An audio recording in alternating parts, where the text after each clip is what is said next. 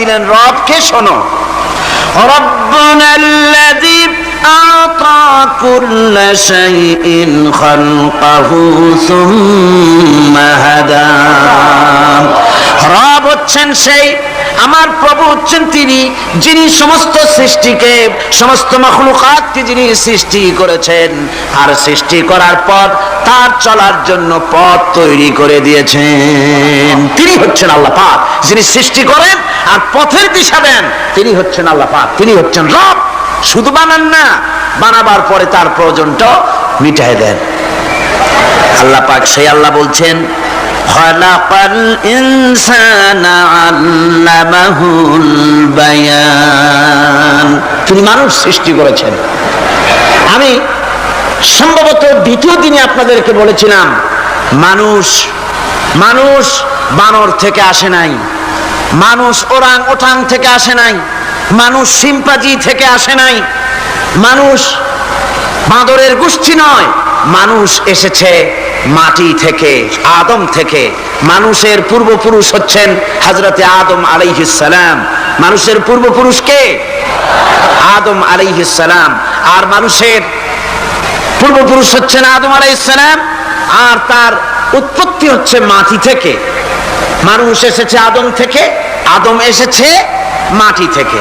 এখন আল্লাহ পাক বলছেন যে আমি হচ্ছি তোমার স্রষ্টা, আমি তোমাকে বানাইছি। কোরআনে কারীমের কথা এভাবে বলছে, কাইফা তাকফুরুনা বিল্লাহি ওয়া কুনতুম আমওয়াতান ফাহিয়াকুম সুম্মা ইউমীতুকুম সুম্মা ইউহয়ীকুম সুম্মা ইলাইহি তুরজাউন।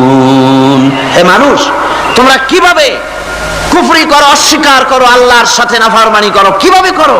যে আল্লাহ তোমাকে, তুমি ছিলে মৃত্যু, তোমাকে আল্লাহ পাক জিন্দা করেছেন। এই জিন্দা থেকে আবার মৃত্যু করবেন, আবার মৃত্যু থেকে তোমাদেরকে জিন্দা করবেন, আবার সেই আল্লাহর কাছে তোমাদেরকে ফিরে আসতে হবে। সুতরাং মানুষ জন্মের পূর্বে সব মৃত্যু ছিল, একথা তো আজ বিজ্ঞানসম্মত কথা, বৈজ্ঞানিক সত্য কথা। মানুষ জন্মের আগে মৃত্যু ছিল। কিভাবে? মানুষের উৎপত্তি থেকে এলো, কোরআনে কারীম তা পরিষ্কার করে বলছে। তোমাকে কিভাবে সৃষ্টি করেছে তুমি দেখো। সন্তান মায়ের জরায়ুতে আসার পূর্বে সে ছিল পিতার শুক্রকীট আর মায়ের ডিম্বাণু, অর্থাৎ স্পার্মটোজন এবং ওভাম, এই দুটি জিনিসের মধ্যে সে বিভক্ত ছিল। মায়ের বক্ষপিঞ্জর এবং পিতার পৃষ্ঠদেশ থেকে সবেগে নির্গত এক ফোঁটা পানি দিয়ে আমি আল্লাহ পাক তোমাকে সৃষ্টি করেছি। কোরআনে কারীম বলছে, হাল আতা আলাল ইনসানি হিনুম মিনাদ দাহরি লাম ইয়াকুন শাইআম মাযকুরা। মানুষের জীবনে কি এমন এক সময় এসেছিল না যখন সে উল্লেখযোগ্য বিষয় বস্তু হিসাবে পরিগণিত ছিল না? তোমার নাম ছিল না, পরিচয় ছিল না, কিছুই ছিল না, দুনিয়ার কেউ তোমাকে জানতো না, শুনতো না। আমি আল্লাহ পাক তোমাকে সৃষ্টি করেছি। তুমি কোত্থেকে এলে? কোরআনে কারীম থেকে তা জেনে নাও। আল্লাহ রাব্বুল আলামিন বলেন, ইন্না খালাকনাকুম মিন তুরাবিন সুম্মা মিন নুতফাতিন সুম্মা মিন আলাকাতিন সুম্মা মিন মুদগা। আমি রব্বুল আলামিন তোমাকে সৃষ্টি করেছি, মাটির উপাদান দিয়ে তৈরি করলাম। মা বাপের, পুরুষের স্পার্মটোজন আর মহিলাদের ওভাম দুটোতে মিলে মায়ের গর্ভের ভিতরে নাপাক পানি ফোঁটাকে জমাট রক্তে পরিণত করে দিলাম। এই জমাট রক্তকে গোশত বানালাম, কচি কচি হাড় দিয়ে একটা বডি, একটা স্ট্রাকচার তৈরি করলাম। তারপরে ফাকাসাউনাল ইযামা লাহমা, গোশত দিয়ে, রগ দিয়ে, চামড়া দিয়ে সুন্দর করে ছাউনি দিয়া মায়ের গর্ভের ভিতরে আমি আল্লাহ রব্বুল আলামিন তোমাকে বানাইছি।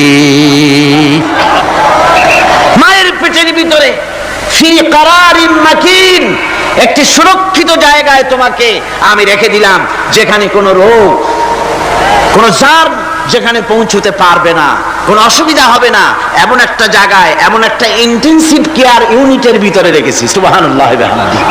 একটা ইন্টেনসিভ কেয়ার ইউনিট, যেখানে কোন রকমের কোন জার্ম প্রবেশ করে বা করবার কোনো ক্ষমতা নাই কারো, এমন একটা যে একটা প্যাকেট, সুন্দর একটা প্যাকেট, একটা কভারের মধ্যে তোমাকে তৈরি করা হলো মায়ের পেটের মধ্যে। তারপরে আজকে তুমি কুফরি করতেছো, আজকে আমাকে অস্বীকার করছো।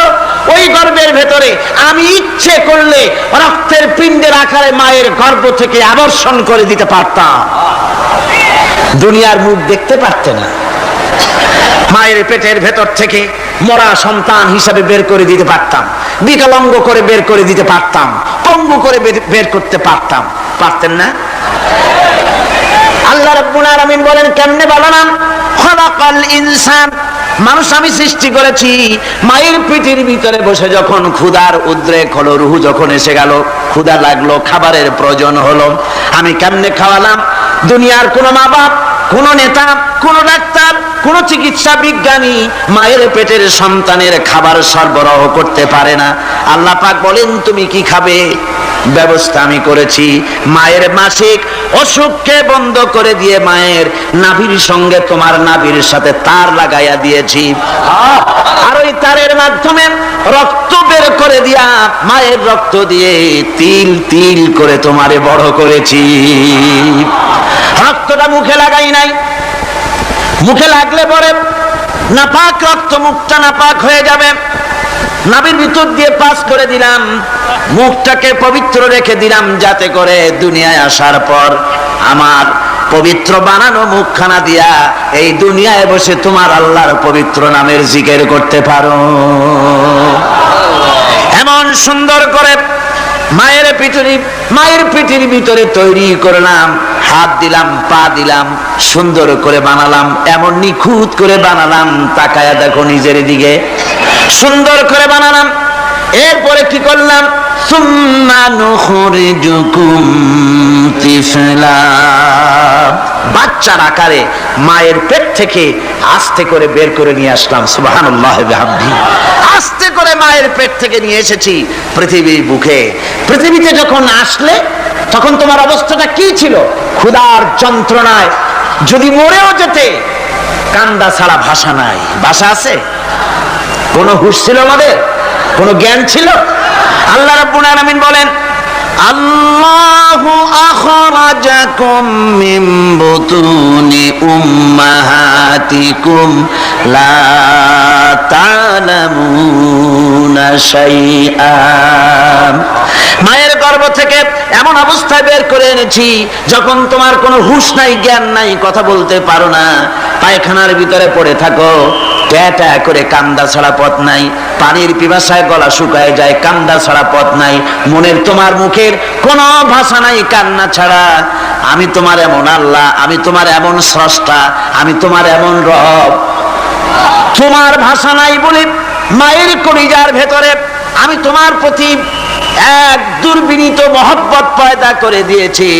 তোমার কান্না তোমার মায়ের বুকের মধ্যে শেল বিঁধে যায়।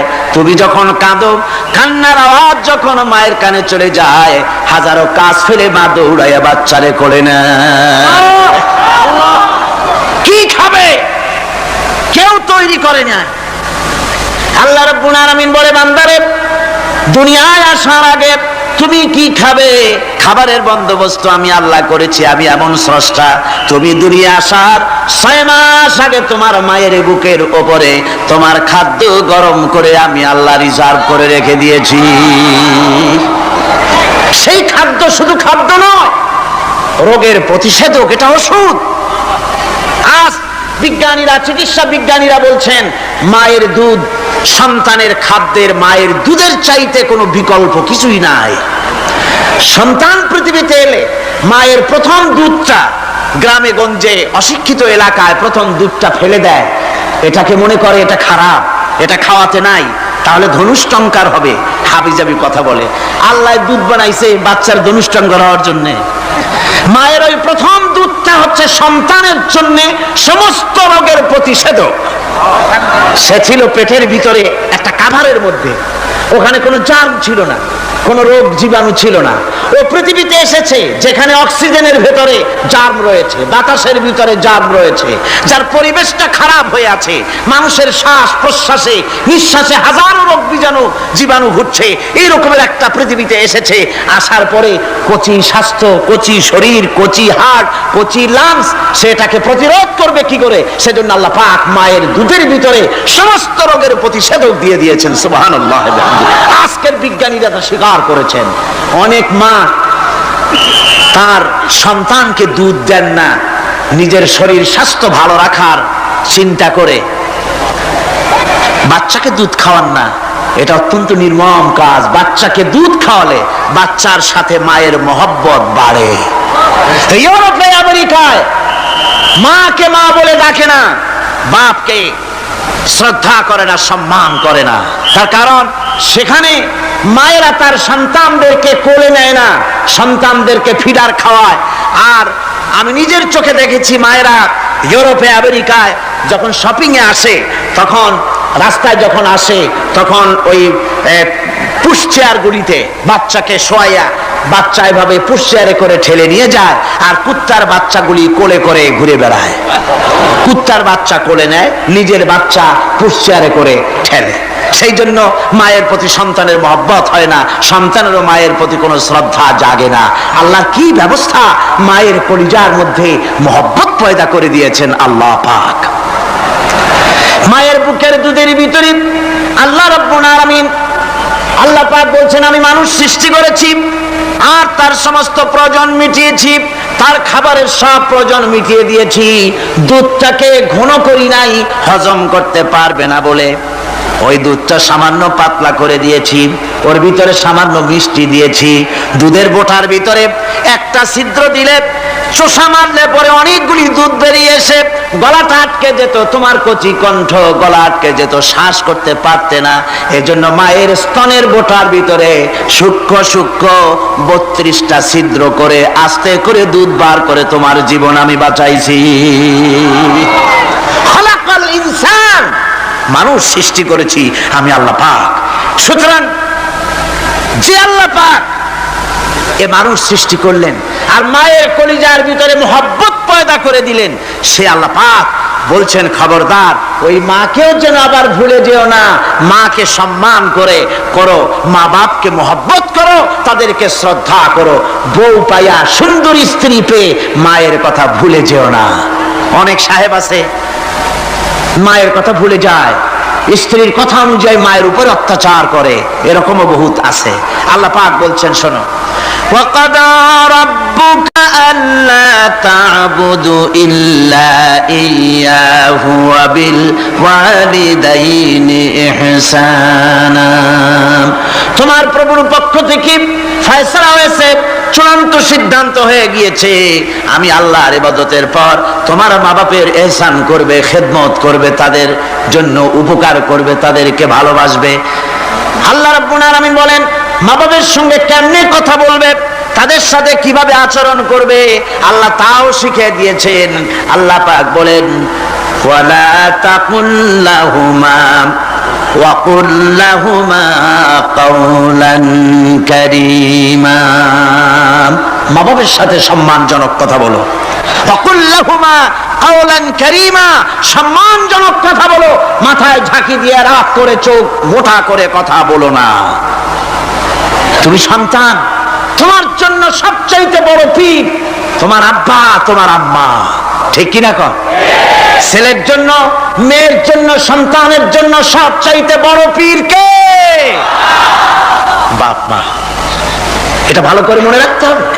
আপনার মাওলানা সাহেবদের দোয়া, পীর সাহেবদের দোয়া কবুল হতেও পারে, নাও হতে পারে, 50-50 সম্ভাবনা আছে, আবার সম্ভাবনা নাই। কিন্তু মা বাবার দোয়া কবুল হবে 100% সিউরিটি রয়েছে।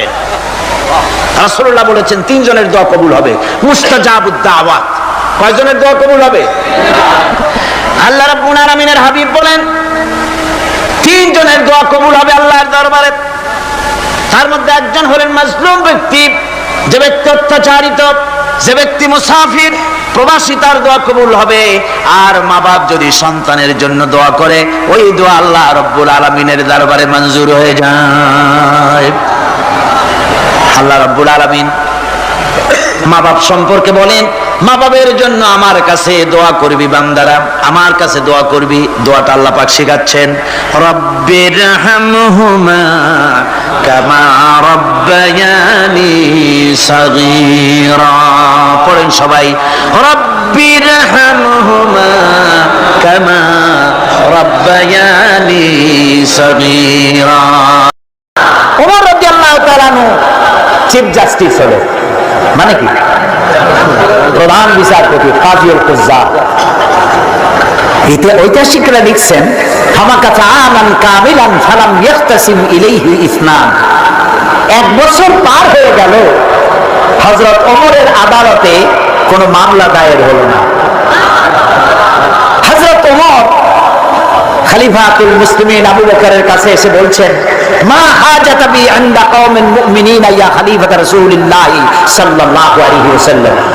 হে আল্লাহর রাসূলের খলিফা, এই জাতির জন্য আমি চিফ জাস্টিস হয়ে লাভটা কি? তিনি প্রশ্ন করলেন, লিমাজা, তুমি কেন এই কথা বলো? তিনি বললেন, এক বছর আমি চিফ জাস্টিসের চেয়ারে বসে থাকি সারাদিন, এক বছর একটা মামলা আমার কোর্টে আসলো না। সুবহানাল্লাহ, করতে ইচ্ছা করে না? আছে পৃথিবীতে কোথাও যে এক বছরের মামলা হয় না? খলিফাতুল মুসলিমিন সিদ্দিক আকবর জিজ্ঞেস করলেন, ওমর, তোমার কাছে মামলা আসলো না কেন? এ ব্যাপারে তোমার ধারণা কি? তিনি বললেন, ধারণা আমি একটা কিছু করি নাই তা না, আমি ধারণা একটা করেছি। কি? তিনি বললেন, আপনি আমাকে যে কওমের চিফ জাস্টিস করেছেন তাদের দিন হচ্ছে দীনহুমুন নাসিহা, তাদের দিন হলো ভালোবাসা, প্রত্যেকে প্রত্যেকের কল্যাণ কামনা করে। আমি যদি রব্বানী সাহেবের কল্যাণ কামনা করি, উনি কি আমার অকল্যাণ কামনা করবে? আমি যদি শাহাবুদ্দিন সাহেব তাকে যদি কল্যাণ কামনা করি, উনি আমার সাথে শত্রুতা করবে? তো প্রত্যেকেই প্রত্যেকের কল্যাণ কামনা করে, সেই জন্য মামলা হয় না। আর আমরা তো কল্যাণ কামনা করি না। আমাদের দেশে মানুষ একে অপরের নডা ভালাইয়া কল্যাণ কামনা করে, যার জন্য মামলা হয়। কল্যাণের ন নাই। মানহাজ হুবুল কোরআন, আর এই জাতির মানহাজ, টার্গেট, উদ্দেশ্য, লক্ষ্য কোরআন। ওয়া আমালুহুম আল-আমরু বিল মারুফ ওয়া নাহয়ু আনিল মুনকার। আর এই জাতির আমল হচ্ছে যার সাথে যার দেখা হয় ভালো কাজের জন্য অনুপ্রাণিত করে, আর খারাপ কাজ দেখলেই নিরুৎসাহিত করে। সুবহানাল্লাহ। আমরা কি করি? না করি। ভালো কথাও কম বলি, আর খারাপটা নিষেধ তো করি না। কত যুবক আছে বোঝে না, গলায় সোনার চেন আঙ্গুলের মতো মোটা, পৌষ মাসের প্রচন্ড শীতের মধ্যেও জামার 2-3টা বোতাম খোলা রাখে, যাতে লোকেরা বোঝে কিছু একটা ঝুলানো আছে। এটা দেখার পরে বলি না, বাবা এই সোনার চেন পুরুষের জন্য হারাম, তুমি এটা খুলে তোমার মায়েরে দাও, না হয় বোনেরে দাও, বউ থাকলে তারে দাও। কত ভালো হইতো। সে সিগারেট টানতেছে, মদ খাইতেছে, জুয়া খেলতেছে। অন্যায় কাজ দেখলে তাকে নিরুৎসাহিত করার জন্য সেই মন আমাদের আজ আর নাই। সেই জন্যই আমাদের অধপতন হয়েছে। ওমর রাদিয়াল্লাহু তাআলা বলছেন, কুল্লু ওয়াহিদিন মিনহুম ইয়ারিফু হাদ্দাহু ফায়াকিফু ইনদা।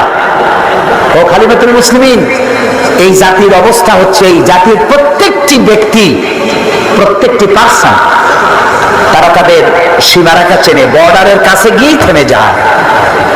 ফায়াকিফু ইনদা, বর্ডারের কাছে গেলে থেমে যায়। বর্ডার কি? মিথ্যা কথা বলা, এটা হারাম। এই বর্ডারে গিয়ে সে থেমে যায়, মিথ্যা বলে না। ঘুষ হারাম, ওখানে গিয়ে দাঁড়ায় যায়। সুদ হারাম, এখানে এসে দাঁড়ায় গেল। জিনা হারাম, ওখানে দাঁড়ায় গেল। জুয়া হারাম, ওখানে দাঁড়ায় গেল। প্রত্যেকেই বর্ডার চেনে। আল্লাহ তাআলা রেড বর্ডার গুলি দিয়েছেন। জেনা, জুয়া, মদ, মিথ্যা, অহংকার, আইল ঠেলা, খাদ্যে ভেজাল দেওয়া, শয়তানি করা, বদমাশি করা হারাম। তিলকা হুদুদুল্লাহ ফালা তাকরাবুহা, এগুলি হচ্ছে আল্লাহর বর্ডার। এই বর্ডার ক্রস করা তো দূরের কথা, এই বর্ডারের কাছেও যেও না। কে বলতেছে? আল্লাহ তাআলা। এরা বর্ডার দেখলেই চেনে, আর সেখানে দাঁড়ায় যায়। এই জাতির কেউ যদি অসুস্থ হয়, তাহলে তাকে দেখার জন্য লোকেরা তার বাড়ি যায়, খালি হাতে যায় না। আঙ্গুর, বেদানা যা পারে তাই নিয়ে যায়, এটা রাসূলের সুন্নাত। সুবহানাল্লাহ বলেন। আমাদের বাড়ির কাছে মানুষ অসুস্থ হয়, দেখতে আমরা যাই না। দেখতে গেলে পরে লোকটার মন নরম হয়। রাসূলুল্লাহ বাড়িতে যেতেন, অসুস্থ লোকের গায়ে হাত বুলোতেন। রাসূলুল্লাহ শিশুদের ভালোবাসতেন, একটা ছেলেকে বেশি ভালোবাসতেন। 2-3 দিন সেই ছেলেটাকে না দেখে রাসূলুল্লাহ প্রশ্ন করলেন, এই বাচ্চাদেরকে ওই ছেলেটা কই? তারা বললো বোধহয় অসুখ হয়েছে। রাসূলুল্লাহ জানলেন ওই ছেলেটা একটা ইহুদির ছেলে। রাসূলুল্লাহ ইহুদির বাড়িতে চলে গেলেন, যে দেখলেন ছেলেটা জ্বরে বেহুশ। রাসূলুল্লাহ কাছে বসে রহমতের হাত তিনি বাচ্চার মাথার উপরে বুলাচ্ছিলেন, ফু দিচ্ছিলেন। বাচ্চার চোখ খুলে গেল, বাচ্চা তাকিয়ে দেখছেন রাসূলুল্লাহ চোখ দিয়ে পানি পড়তেছে। পরবর্তী সময় সে তো সুস্থ হয়ে গেলই, পরবর্তী সময় ইহুদির ছেলে মুসলমান হয়ে গেল। রাসূলুল্লাহ কি ব্যবহার! কারো অসুখ হলে দেখতে যাওয়া অভ্যাস আমাদের নাই, কমে গেছে। কারো অসুখ হলে যান, একটু আঙ্গুর নিয়ে যান, বেদানা দিয়ে যান, একটু হরলিক্স নিয়ে যান, সূরা ফাতিহা পড়ে মাথায় হাত বুলায় ফু দিয়ে দেন। পারবো আমরা? আল্লাহ যেন তৌফিক দেয়, বলি আমিন। ওমর রাদিয়াল্লাহু তাআলা বলছেন, এর মধ্যে কেউ যদি অভাবগ্রস্ত হয় তার সাহায্যে লোকেরা এগিয়ে আসে। বিয়ে দিবে মেয়ের, গাড়ি লাগবে একটা, 10টা গাড়ি নিয়ে হাজির। 2টা উট লাগবে, 15টা উট এসে গেছে। টাকা লাগবে 100, সবাই মিলে নিয়ে প্রায় 5000 দিয়ে দিচ্ছে। কত ইজি হয়ে গেল কাছে। হযরত ওমর বলছেন, ফাকি মা হুম ইয়াখতাসিবুনা ইলাইয়া ইয়া খলিফাত রাসূলুল্লাহ সাল্লাল্লাহু আলাইহি ওয়াসাল্লাম। হে রাসূলের খলিফা, এই যখন জাতির অবস্থা, তখন কেন তারা মামলা করবে? সুবহানাল্লাহ।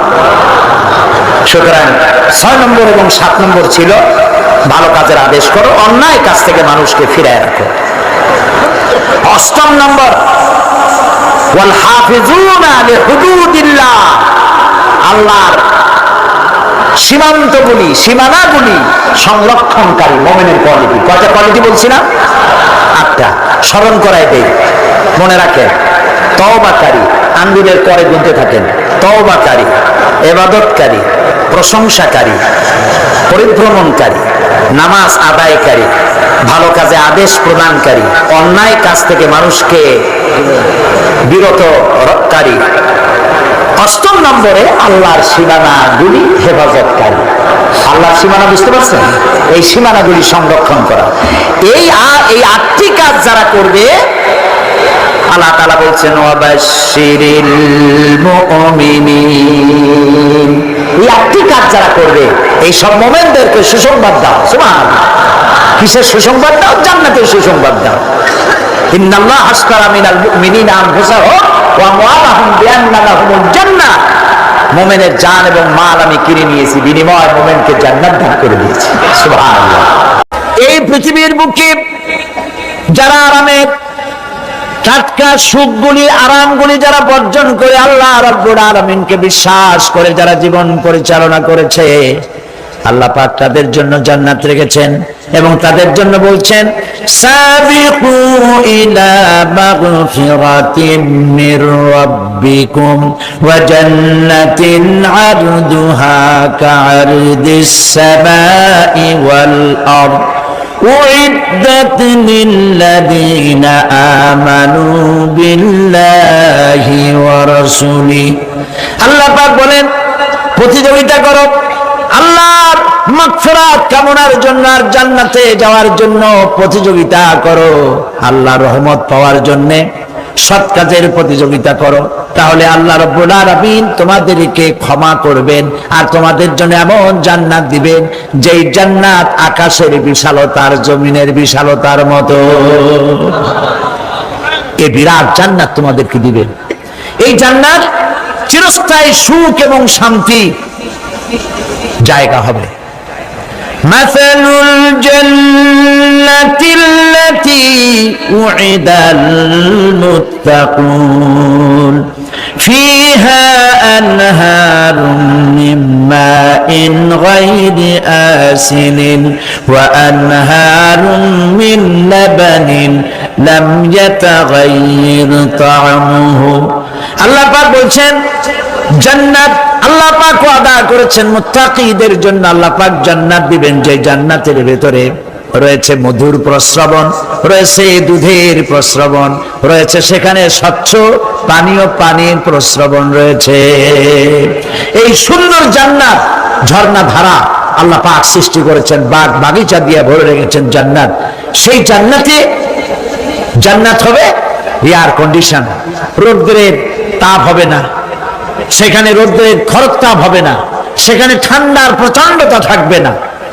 কিরকম হবে জায়গাটা? আল্লাহ পাক বলছেন মুত্তাকিনা আলাল আরাইকি লা ইয়ারাউনা ফিহা শামসান ওয়ালা জামহারিরা ওয়া দানিয়াতান আলাইহিম যিলালুহা ওয়া দুল্লিলাত কুতুফুহা তাদলিলা। আল্লাহ পাক এমন জান্নাত রেখেছেন, সেই আল্লাহ পাক সেই জান্নাতের ভিতরে জান্নাতীরা ঠেস লাগায়া মুখোমুখি অবস্থায় তারা সেখানে বসবে, আর জান্নাতীদের মনের মধ্যে কোনো দুঃখ থাকবে না, পেরেশানি থাকবে না। পৃথিবীতে মানুষের দুঃখ থাকে, পেরেশানি থাকে, সেখানে কোনো দুঃখ আর পেরেশানি থাকবে না। সেই জায়গাটা হবে শীতাতপ নিয়ন্ত্রিত, না শীত না গরম, চির বসন্ত বিরাজ করবে, জান্নাতীরা সেখানে থাকবে। এই সুন্দর জান্নাত আল্লাহ পাক রেখেছেন মুত্তাকিদের জন্য। সুবহানাল্লাহ। কাফেরদের জন্য জান্নাত হবে, জাহান্নাম হবে চিরকাল। খালিদিনা ফিহা আবাদান, চিরকাল কাফেরেরা জাহান্নামে থাকবে। সর্বশেষ যে ব্যক্তি জাহান্নাম থেকে মুক্তি লাভ করবে তাকে আল্লাহ পাক বলবেন, ফেরেশতাদেরকে বলবেন, আমার ফেরেশতারা আমার এই বান্দাকে জান্নাত এবং জাহান্নামের মাঝখানে রেখে দাও। জান্নাত এবং জাহান্নামের মাঝখানে লোকটি যখন থাকার জায়গা পাবে সে জান্নাতের দিকে তাকায়া দেখবে আর কাঁদতে থাকবে। আল্লাহ পাক জিজ্ঞেস করবেন, বান্দারে যুগের পর যুগ ধরে জাহান্নামে কেঁদেছো, আমি রব্বুল আলামিন জাহান্নাম মাফ করে দিয়া জান্নাত জাহান্নামের মাঝখানে রেখে দিয়েছি, আযাব থেকে তো বেঁচে গেছো, এখন কাঁদো কেন? লোকটি বলবে, রব্বুল আলামিন কান্দি এই কারণে, জাহান্নাম থেকে মাফ করেছো, তোমার শুকরিয়া আদায় করি। জান্নাত তো আমার কপালে নাই, কিসমতে নাই, কিন্তু জান্নাত আমি এখান থেকে দেখতে পাচ্ছি, জান্নাতের সুঘ্রাণ আমার নাকে আসতেছে, কপালে নাই যাওয়ার। আমি কাঁদি এই জন্য, তুমি যদি মেহেরবানি করে আমাকে জান্নাতের দরজার কাছে একটু দাঁড় করায় দিতা, প্রাণ ভরে তোমার জান্নাতের দৃশ্যটা একটু দেখতাম। আল্লাহ পাক তার আরজি পূরণ করবেন, বলবেন যাও, ফেরেশতাদের বলবেন এর জান্নাতের দরজার কাছে দাঁড় করায় দাও। জান্নাতের দরজার কাছে দাঁড়িয়ে লোকটি আবার কান্না শুরু করবে।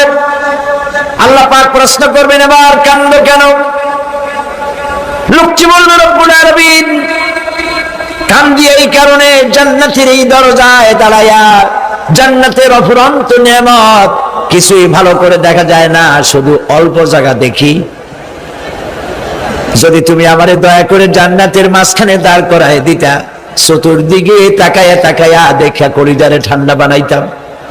তবে আমি ওয়াদা করি, জান্নাতের কোন নাজ নেয়ামত, কোন ফল আমি খাবো না, ধরবো না, সইব না। একটুখানি মেহেরবানি করে মাঝখানে দাঁড় করায় দাও, জানদারে ঠান্ডা করি। আল্লাহ রাব্বুল আলামিন ফেরেশতাদের বলবেন, আমার এই বান্দারে জান্নাতের মাঝখানে দাঁড় করাইয়া দে। আল্লাহর নবী বলেন, জান্নাতের মাঝখানে দাঁড়িয়ে লোকটি আগের চাইতে আরো জোরে চিৎকার মেরে কাঁদতে থাকবে। আল্লাহ পাক বলবেন, বান্দারে কি হলো তোর? দরজার কাছে আসতে চাইছিলে, আইনা দিলাম। আবার এবার মাঝখানে আসতে চাইছো, তাও এনে দিয়েছি, আবার কান্দো কেন?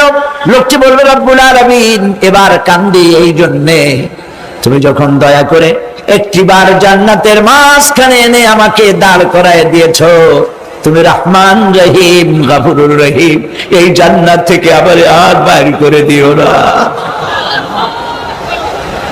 আল্লাহ রাব্বুল আলামিন বলবেন, ও আমার বান্দারে, আমার এই জান্নাত তোর খুব পছন্দ হয়েছে নাকি? লোকটি বলবে রব্বুল আলামিন কলিজা ঠান্ডা হয়ে গেছে, ভাবতেও পারি নাই জান্নাত এত সুন্দর।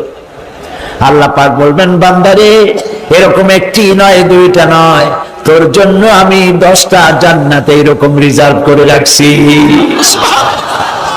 সুবহানাল্লাহ।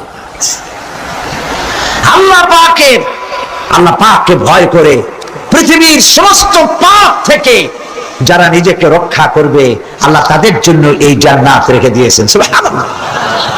সেই জান্নাতের রিসিপশন আপনারা আন্দাজ করতে পারবেন না রিসিপশন কারে কয়। কি এর প্রধানমন্ত্রী আর প্রেসিডেন্ট 4-5টা পুলিশ আর আর্মি এসে একটা ফট করে সেলুট মারলো, বাস শেষ হয়ে গেল, এরকম না। জান্নাতীদেরকে রিসিপশন দেওয়া হবে।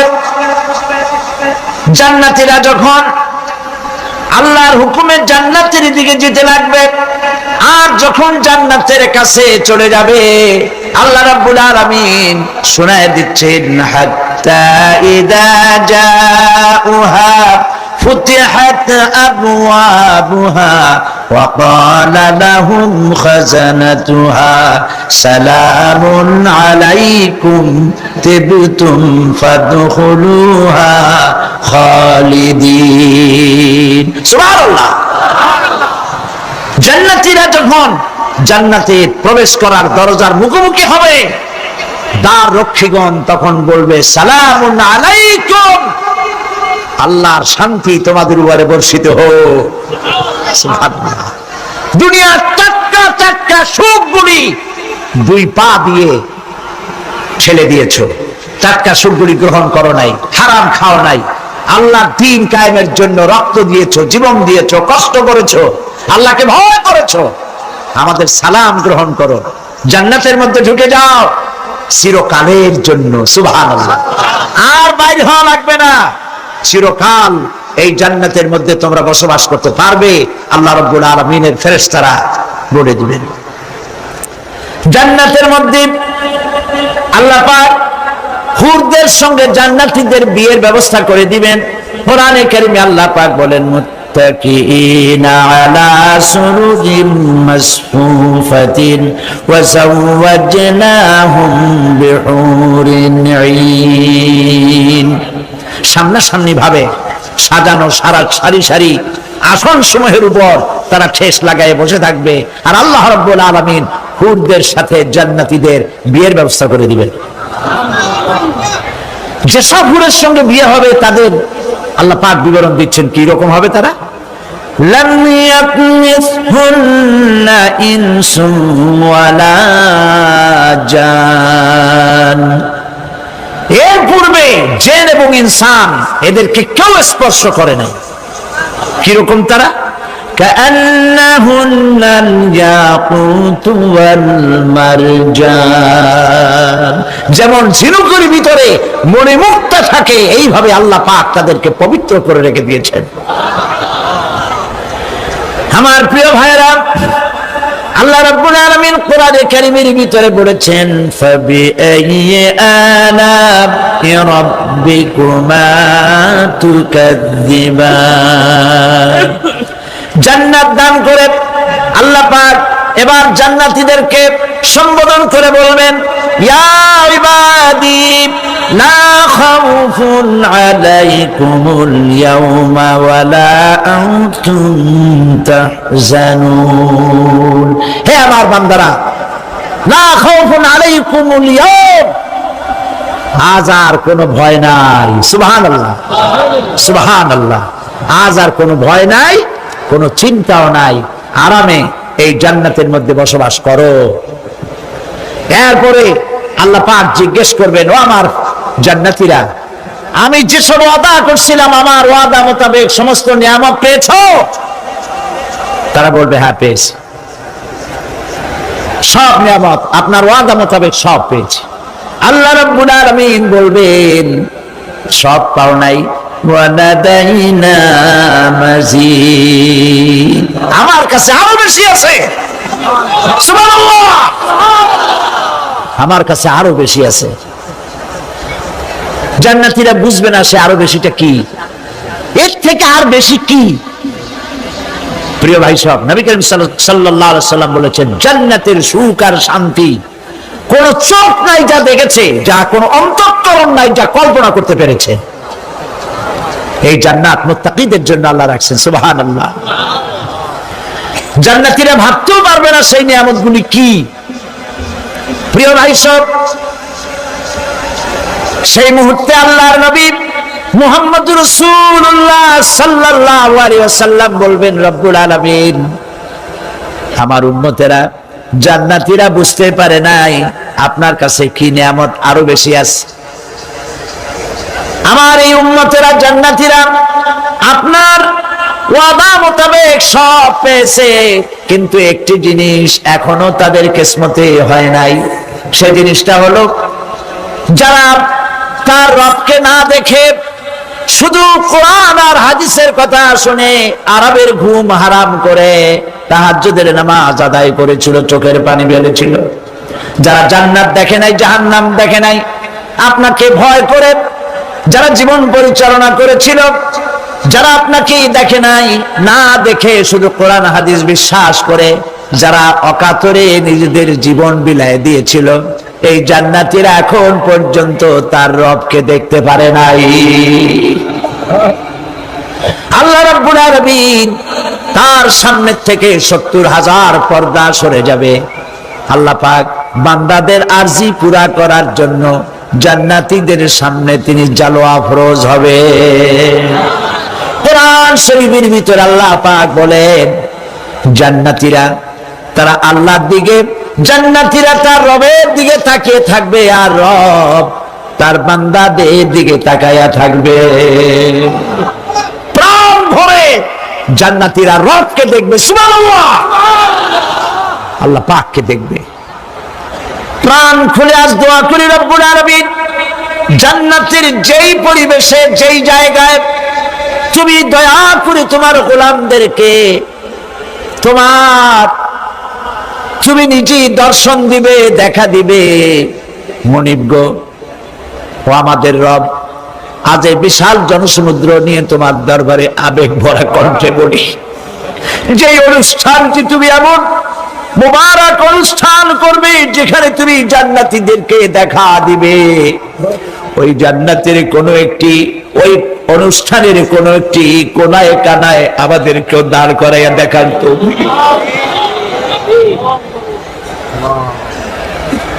প্রিয় ভাই সব, আল্লাহ রাব্বুল আলামিন মানুষের সামনে এত সব নিয়ামত রেখেছেন, এই জান্নাত দান করবেন। এরপরে আল্লাহ রাব্বুল আলামিন কোরআনে কারীমের মধ্যে বলেছেন, রব্বিস সামাওয়াতি ওয়াল আরদি ওয়া মা বাইনাহুমার রাহমানি লা ইয়ামলিকুনা মিনহু খিতাবা। এসব পুরস্কার রয়েছে তোমাদের সেই রবের পক্ষ থেকে যিনি আকাশ আর জমিনের মালিক। সুবহানাল্লাহ বলবেন না? যার সামনে কথা বলার ক্ষমতা কারো হবে না। এটি একটি মারাত্মক কথা। কিয়ামতের দিন আল্লাহর দরবারে কেউ কথা বলতে পারবে না আল্লাহর নির্দেশ ছাড়া। একটি আকীদা পরিষ্কার করে নিয়ে যান আপনাদের, সে আকীদাটা এভাবে পরিষ্কার করুন, কোন পীর সাহেব, কোন খাজা বাবা, কোন মাওলানা, কোন মুহাদ্দিস, কোন বুজুর্গ আপনাকে সুপারিশ করতে পারবে না যদি না আল্লাহ পাক তাকে কথা বলার তৌফিক না দেন।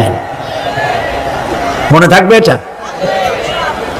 আয়াতুল কুরসির ভিতরে আমরা পড়ি, মান যাল্লাযী ইয়াশফাউ ইনদাহু ইল্লা বিইযনিহি।